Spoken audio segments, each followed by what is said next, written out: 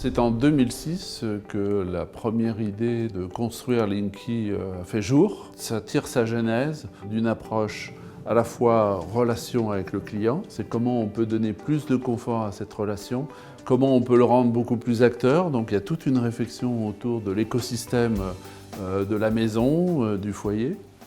Ensuite, après, il y a la partie industrielle, c'est-à-dire tout l'aspect communication, data, système d'information, big data.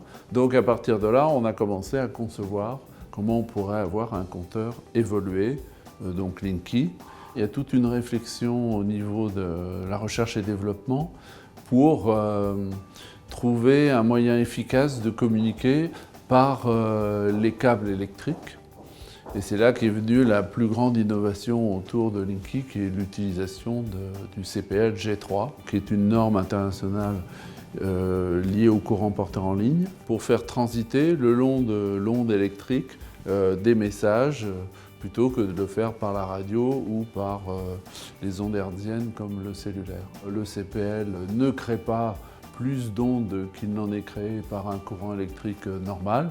Donc d'un point de vue sanitaire, d'un point de vue santé, c'est effectivement une très bonne solution. Le déploiement du compteur Linky sur l'ensemble du territoire français est un défi à lui tout seul, avec une approche que l'on peut dire partage de léopard. On voulait que toutes les régions soient concernées par le déploiement de Linky en même temps, qu'il n'y ait pas les privilégiés et ceux qui ne le seraient pas. C'est aussi associé à une politique de l'emploi, parce que Linky va être posé par des entreprises qui vont employer du personnel du local. Donc du coup, on va déployer sur la première année sur toutes les régions, la deuxième année on attaquera toutes les métropoles, et la troisième année tous les départements. Et au bout de 6 ans, eh bien, on aura couvert 90% des consommateurs.